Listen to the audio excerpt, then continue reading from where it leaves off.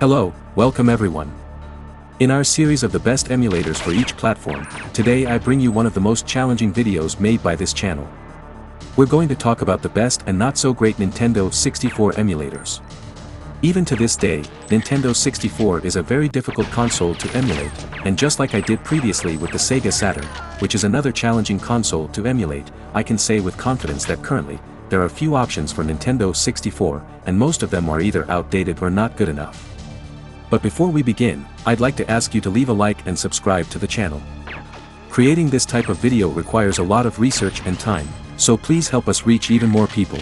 This video is offered by the members and Patreons of the channel. Thank you for your support. Before we start the video, I'd like to address two important points.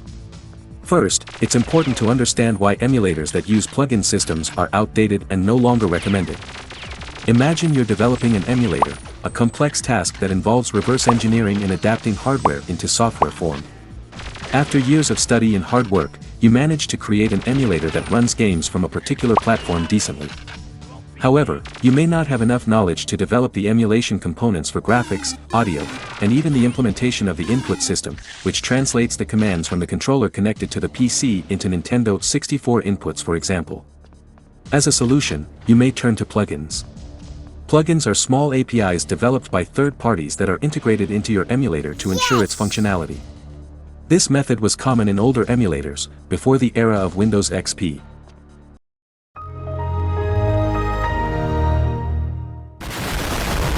However, the use of plugins can lead to incompatibilities because part of the code wasn't developed by the original team, and the integration between the components may not be seamless.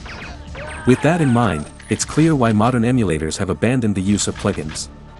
In the list all present, all the tested emulators still use this system, which means compatibility issues can occur, such as a video plugin not working with a specific game or an input API that isn't compatible with the Rumble Pack, for example. This can be quite frustrating, right? Another point I want to address is why I didn't include Retroarch in the list.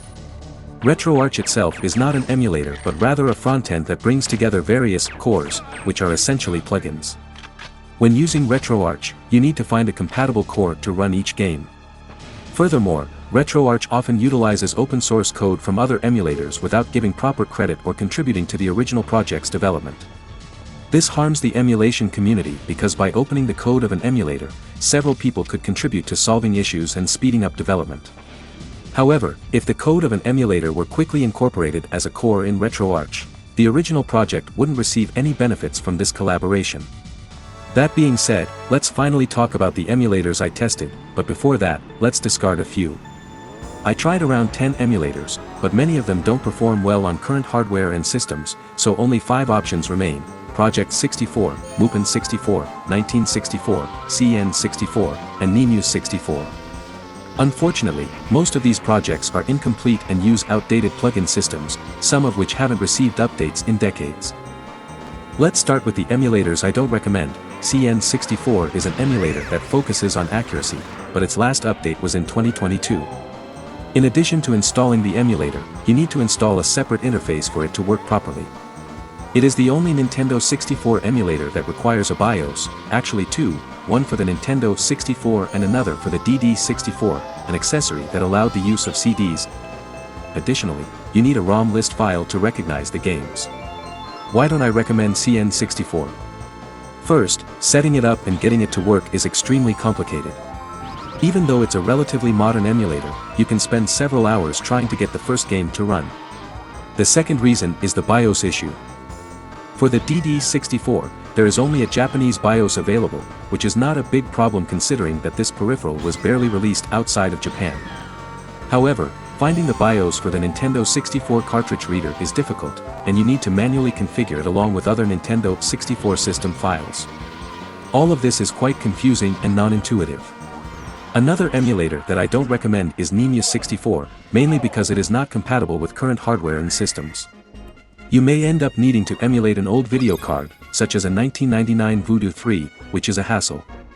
Additionally, the configuration requires many manual adjustments, and you may need to use Windows XP compatibility modes, which can bring more issues.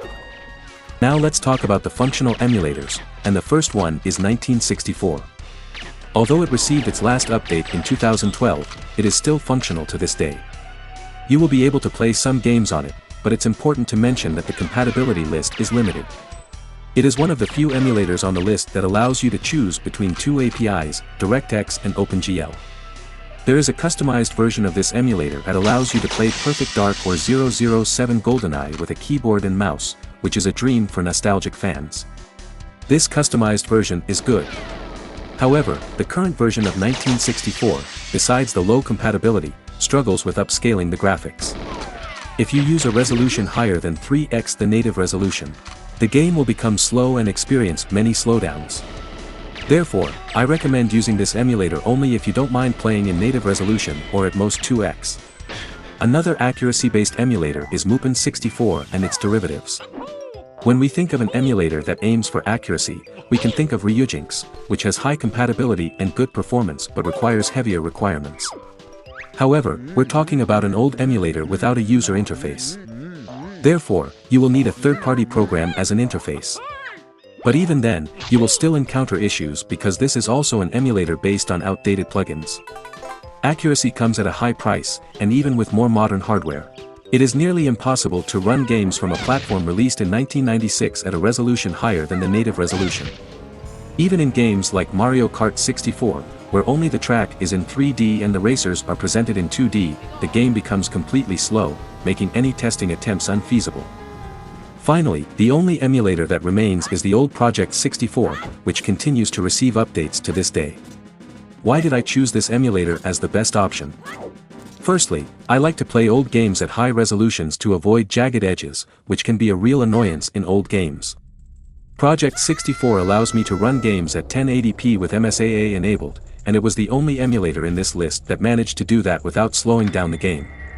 Another important point is that it recognized all my games as compatible, something that none of the previous emulators managed to do.